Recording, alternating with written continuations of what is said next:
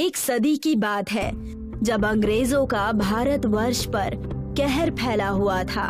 जो भी उनके खिलाफ बगावत करता वो उसे अपने बदबूदार जेल में डाल देते। आखिर कब तक इन अंग्रेजों की गुलामी हमें सहनी पड़ेगी? यहाँ रहते रहते 14 साल हो गए हैं।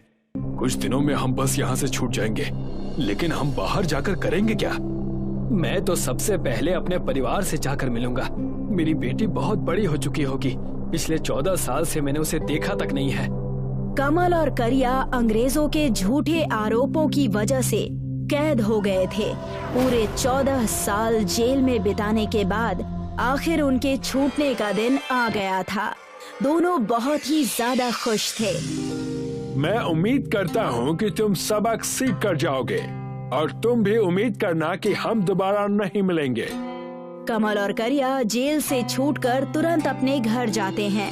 दोनों एक ही गांव के निवासी थे।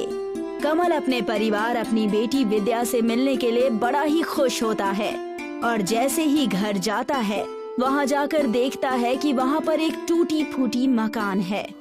सुषमा, पायल, कहाँ हो तुम दोनों? देखो मैं आ गया। कुछ देर आवाज लगाने पर भी वहां कोई नहीं आया। तब गांव के एक घुम्मड़ काका ने कमल से कहा, कौन हो तुम बेटा और किसे आवाज लगा रहे हो? अरे घुमक्कड़ काका, आप तो बूढ़े हो गए। मुझे पहचाना?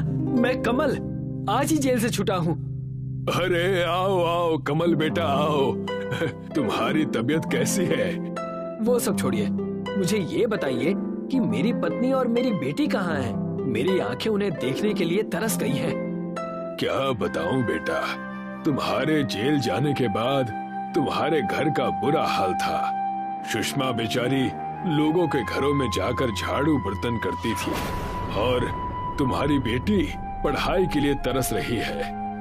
भगवान ने मेरे परिवार का बहुत बुरा हाल किया है। मैं अब क्या करूं जिससे मेरा परिवार सही सलामत रहे?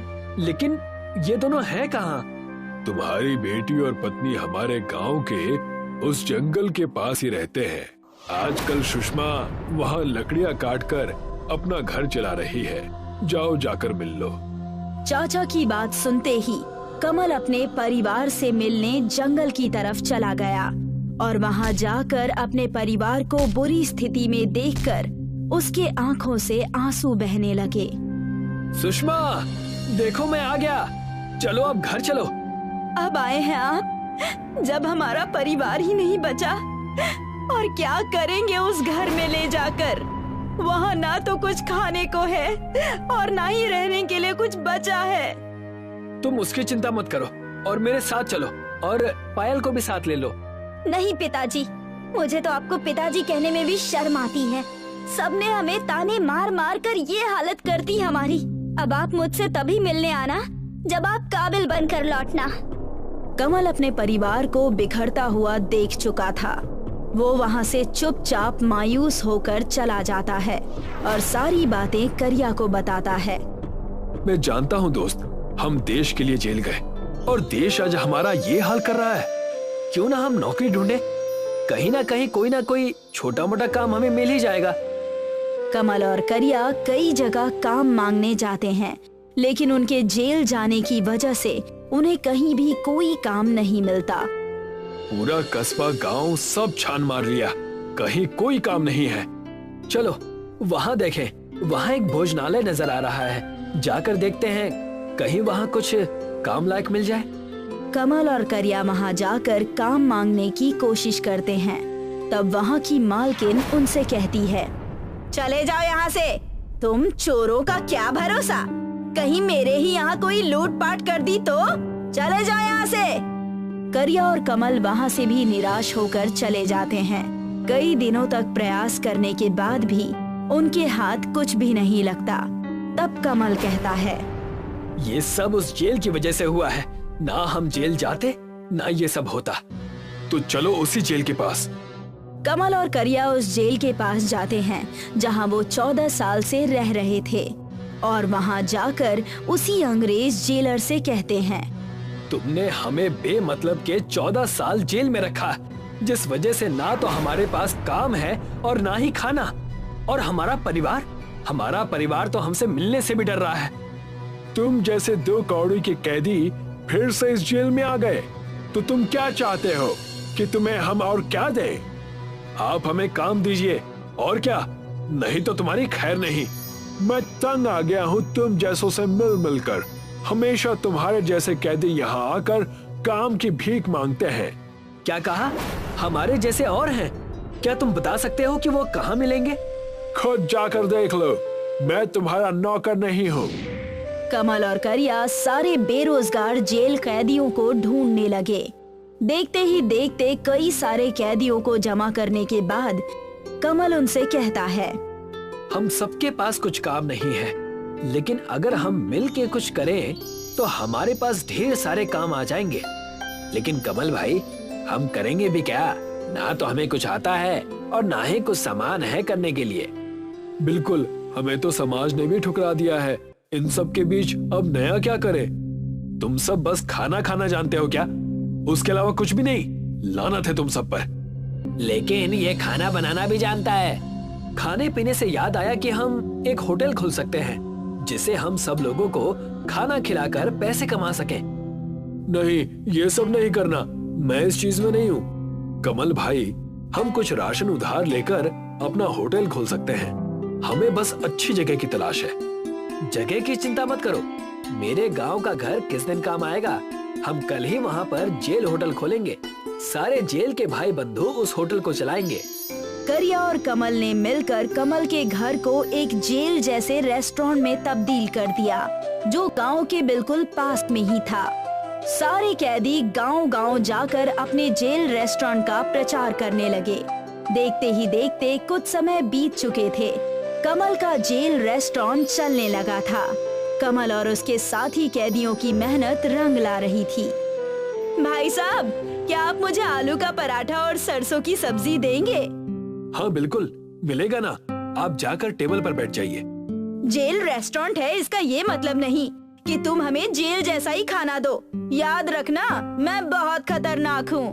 एक तरफ सारे जेल के कैदी खुश थे कि अपनी सजा काटने के बाद यही एक समय था जहाँ पर वो अपने परिवार से जुड़ने लगे थे। कमल का परिवार भी आकर जेल रेस्टोरेंट में मेहनत किया करता था, लेकिन दूसरी तरफ जेल के अंग्रेज जेलर को कैदियों के इस हलचल के बारे में पता चल गया था। मैंने सुना है कि ये जेल से छूटे हुए कैदी कुछ हलचल कर रहे हैं। क्या करे मालिक, इन्हें फिर से अंदर कर दें? हमें इनकी गुलामी ही चाहिए। इन्हें मिलावट का खाना बनाने के जुर्म में गिरफ्तार कर लो। और वैसा ही हुआ। अंग्रेज और उसके सिपाही अगले ही दिन जेल रेस्टोरेंट में पहुंचकर उन्हें मिलावट के सामान बेचने के जुर्म में गिरफ्तार करना चाहते हैं। मैं तुम सबको नकली जहरीला खाना बनाने के इल्जाम में गिरफ्तार करता हूँ। तुम 2 कौड़ी के लोग जेल में ही रहना डिजर्व करते हो, ना कि जेल के बाहर। और जैसे ही अंग्रेज जेलर और उसके सिपाही वहां उन्हें गिरफ्तार करने लगे, सारे गांव वाले इकट्ठा हो गए और उनसे कहने लगे, तुम सब यहाँ से चले जाओ, वरना तुम्हारी खैर नहीं। हम तुम्हें कहीं का नहीं छोड़ेंगे। लगता है तुम्हें भी मुझे गिरफ्तार करना पड़ेगा। अंग्रेज के इतना कहते ही घुम्मड़ काका ने अपने थैले में रखा हुआ दिव्य अगरबत्ती का राख निकालते हैं और उनसे कहने लगते हैं, ये मेरे हाथ में जो दिव्य अगरबत्ती का राख दिख रहा है ना, ये जादुई है। अगर इसे मैंने तुम्हारे ऊपर डाल दिया तो तुम्हारा जीना हराम हो जाएगा। मैं इन सब अंधविश्वासों को नहीं मानता। घुम्मड़ काका ने उनके ऊपर अगरबत्ती का राख डाल दिया, जिससे अंग्रेजों को दिखाई देना बंद हो गया। अरे, मुझे दिखाई क्यों नहीं दे रहा है? ओह माय गॉड, मुझे दिखाई क्यों नहीं दे रहा है? मुझे माफ कर दो, मैं ये गलती दोबारा नहीं करूंगा। अभी सिर्फ दिखाई देना बंद हुआ है, चले जाओ वरना सब बंद हो जाएगा।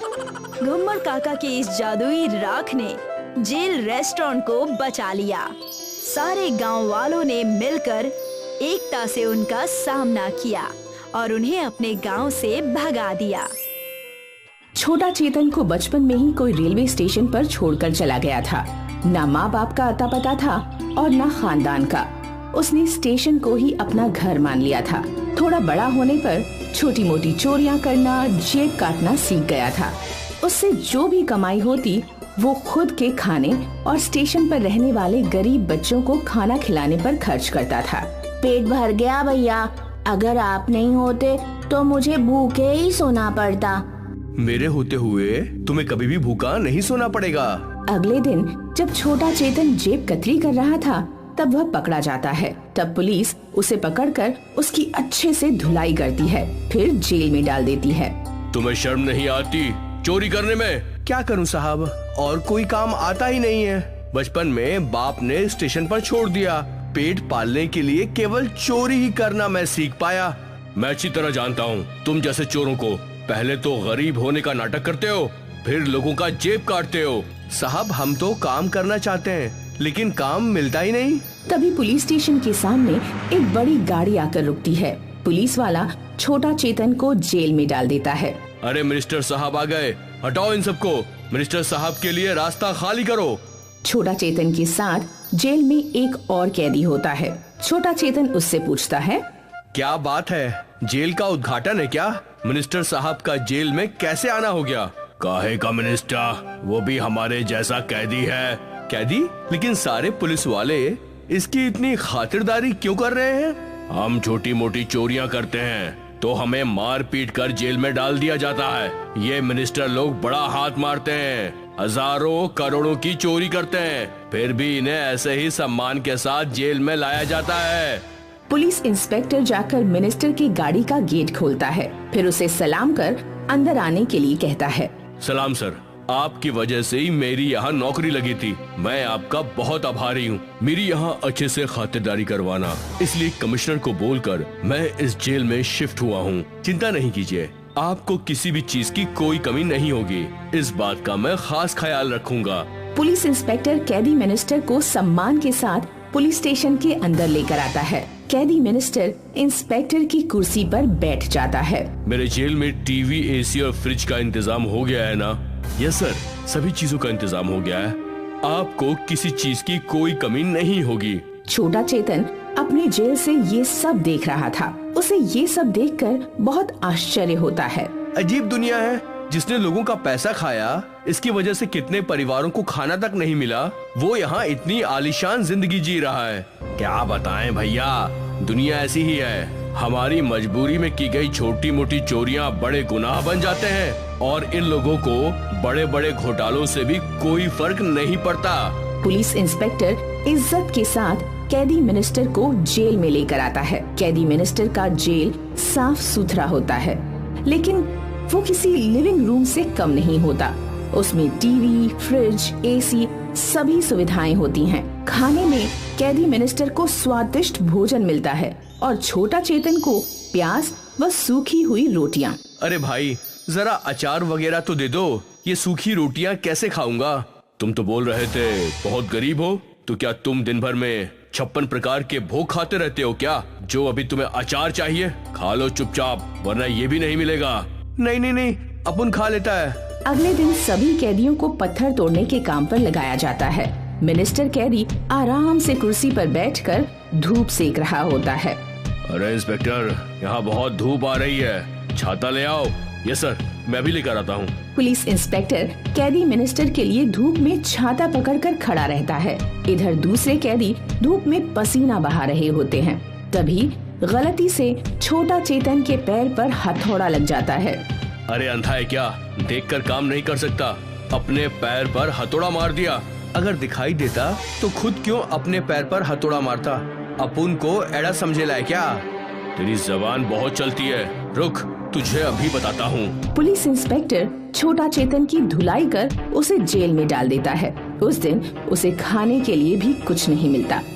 अरे भाई, इन लोगों से क्यों मुंह लगते हो? ये लो, तुम मेरी आधी रोटी खा लो, वरना भूखे ही सोना पड़ेगा। अपन को खुद की फिक्र नहीं है, मुझे उन बच्चों की चिंता सताई जा रही है जिन्हें अपन खाना खिलाता था। बेचारे वो भूखे सो रहे होंगे। ये कुंभकर्ण जो दूसरों के बच्चों का निवाला छीनता है, वो यहाँ चैन की नींद खर्राटे मारकर सो रहा है। अपन ठान लिया, यहाँ से निकलने के बाद अपन भी मिनिस्टर बनेगा, लेकिन इस जैसा फालतू मिनिस्टर नहीं। अपन गरीब और बेसहारा की मदद करेगा। इस जैसे चोर मिनिस्टर को कड़ी से कड़ी सजा दिलवाएगा। और मैं तेरा पीए बन जाऊंगा। तुम मुझे काम पर तो रखोगे ना? हाँ, तू तो मेरा भाई है। तुझे नहीं रखेगा तो अपन किसको रखेगा? और अपन लोग इन जैसे मिनिस्टर का बैंड बजाएगा। एक दिन छोटा चेतन कैदी मिनिस्टर से पूछता है, अब वो जानना चाहता है तुम जैसा मिनिस्टर बनने के लिए क्या करना पड़ता है। तुम जैसे छोटे जेब कतरे के मुंह से इतनी बड़ी बात अच्छी नहीं लगती। जाकर मेरे जेल की सफाई करो। ऐसा क्या साहब, छोटा सा सवाल ही पूछा था। नहीं जवाब देना चाहते हो तो नहीं बोल देते। 6 महीने बाद छोटा चेतन अपनी सजा पूरी कर जेल से बाहर निकलता है और गरीब बेसहारा का मसीहा बन अपने इलाके का मिनिस्टर बनता है। सभी बच्चों को मुफ्त शिक्षा और भोजन देता है। घोटाला करने वाले मिनिस्टर को कड़ी से कड़ी सजा दिलवाता है। सुमन एक अमीर परिवार की बेटी थी। वह गरीबों से बात करना भी पसंद नहीं करती थी। उसको गरीब लोग पसंद नहीं थे। उसे अपने अमीर होने पर घमंड था। सुमन के घर पर एक शिवानी नाम की महिला काम करती थी। उसकी एक बेटी थी जिसका नाम था कुसुम। कुसुम बहुत ही होनहार और ईमानदार लड़की थी। एक दिन सुमन के घर में पार्टी थी। सुमन ने बहुत से दोस्तों को बुलाया, पर वह कुसुम को आने के लिए मना कर देती है। कुसुम, रात को मेरे घर में पार्टी है, तुम अपनी मम्मी के साथ यहाँ मत आना। क्या हुआ मालकिन, मैं क्यों नहीं आ सकती? मुझे भी पार्टी देखनी है। नहीं नहीं, तुम नहीं आ सकती क्योंकि तुम गरीब हो और गरीबों का मेरी पार्टी में कोई काम नहीं है। कुसुम उदास सा चेहरा लेकर घर की ओर चल देती है। घर जाकर वह उदास बैठ जाती है। तभी वहाँ शिवानी आती है। कुसुम, क्या हुआ बेटा, तुम इतनी उदास क्यों बैठी हो? कुछ नहीं माँ, सुमन के घर पार्टी है और मुझे सुमन की पार्टी देखनी है। वो बहुत अच्छे अच्छे और अलग अलग तरह के पकवान खाते हैं, जैसे बर्गर, पिज्जा, मोमोज, चाउमीन। मुझे भी ये सब खाना है। बेटा, हम ये सारी चीजें नहीं खा सकते हैं, हमारे पास इतने पैसे नहीं हैं। पर तू चिंता मत कर, मैं तुझे अच्छे से अच्छा खाना बनाकर खिलाऊंगी। अगले दिन सुमन के घर में पार्टी थी। उसके यहाँ बहुत से दोस्त आए हुए थे। खाने में बहुत अच्छी अच्छी चीजें थी, जैसे बर्गर, पिज्जा, पनीर। सब पार्टी एंजॉय कर रहे थे। पार्टी का काम था तो शिवानी काम करके थक गई थी। अगले दिन बीमार पड़ी शिवानी ने कुसुम से कहा, कुसुम, आज मेरी तबीयत बहुत खराब है। तुम एक काम करो, सुमन के घर काम करने के लिए चली जाओ और उनसे कहना कि मेरी तबीयत खराब है। कुसुम चली जाती है। कुसुम को देखकर सुमन टेढ़ा मुंह बनाकर उसे कहती है, कुसुम, कल पार्टी में बहुत मजा आया और हम सब ने बहुत एंजॉय किया। ये तो बहुत अच्छी बात है, पार्टी में तो एंजॉय होना ही चाहिए। पार्टी में कुछ खाना बचा था, तुम उसे लेती जाना और खा लेना, क्योंकि खाना कुछ टेस्टी नहीं था तो किसी ने खाया नहीं। पर वो तो बासी खाना है।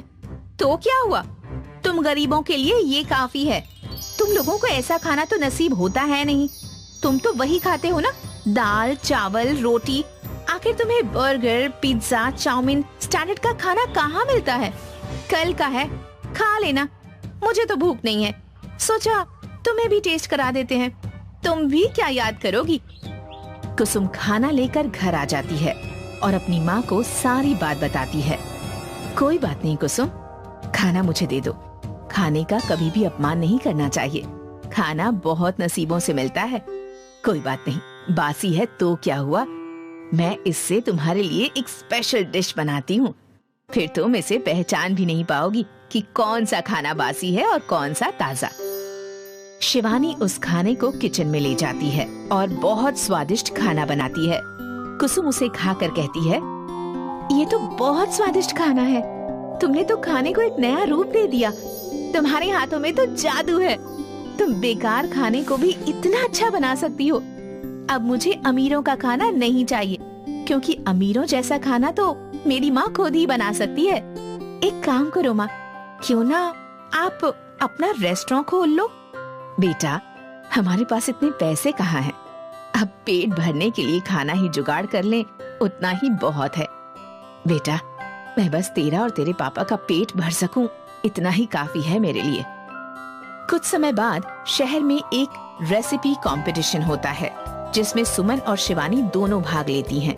शिवानी अपने हुनर से जीत जाती है और सुमन को अपनी गलती का एहसास होता है और वह कहती है, मुझे माफ कर दो आंटी, मैंने, आप गरीब हो तो आपको बहुत कुछ सुनाया ना। आप गरीब होकर भी अमीर हैं और मैं अमीर होकर भी गरीब। आप हर चीज को इतनी अच्छी तरह से मॉडिफाई कर सकती हैं और मुझे तो खाना बनाना ही नहीं आता। कोई बात नहीं बेटा, एक दिन तुम भी अच्छा खाना बनाओगी, देख लेना। बस किसी का अपमान मत करना, और खाने का तो बिल्कुल भी नहीं। शिवानी कंपटीशन जीतने के बाद अपना एक रेस्टोरेंट खोल लेती है, जहाँ पर वह बेस्ट खाने से नई नई तरह की डिश बनाती है और वो लोगों को बहुत पसंद भी आती है। तभी कुसुम वहाँ आती है और कहती है, आप इतना अच्छा खाना बनाती हो तो क्यों ना आप रेस्टोरेंट चलाने के साथ सबको ये हुनर सिखाओ, क्योंकि सुमन जैसी लड़कियाँ खाना बनाना नहीं जानती, उन्हें भी खाना बनाना आ जाएगा। हाँ कुसुम, तुम सही कह रही हो। आंटी को हम जैसी लड़कियों को खाना बनाना सिखाना चाहिए। हम भी आपकी तरह खाना बनाना चाहते हैं, आप सिखाएंगी ना हमें? ठीक है बच्चों, मैं तुम्हारी कुकिंग क्लास भी लिया करूंगी और तुमको खाना बनाना भी सिखाऊंगी। फिर तुम सब अच्छा खाना बनाना सीख जाओगी, जिससे तुम्हारी हर जगह तारीफ होगी। एक लड़की को खाना बनाना आना ही चाहिए, ये उसका सबसे बड़ा गुण होता है।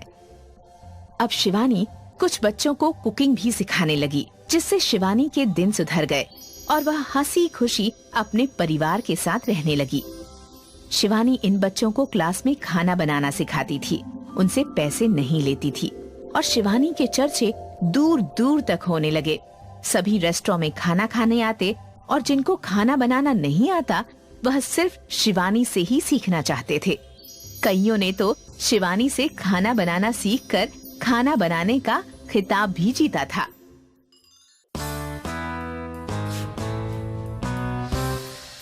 सुमेरो गांव के किसान हरीश को अपनी पत्नी कंचन से 3 बेटे हुए। जब हरीश की उम्र बहुत ज्यादा हो गई तो उसने खेतों में काम करना छोड़ दिया। अब तो मुझसे पहले जैसा काम नहीं होता। सारा दिन कमजोरी लगती है। अब वक्त आ गया है, आपको काम का सारा बोझ तीनों में बांट देना चाहिए। अरे खेतों की जिम्मेदारी किसे दो? सबसे लायक बेटा कौन है, ये कैसे पता चलेगा? आप तीनों की परीक्षा क्यों नहीं ले लेते? अगली सुबह हरीश ने अपने तीनों बेटों कमलेश, महेश और जिनेश को बुलाया।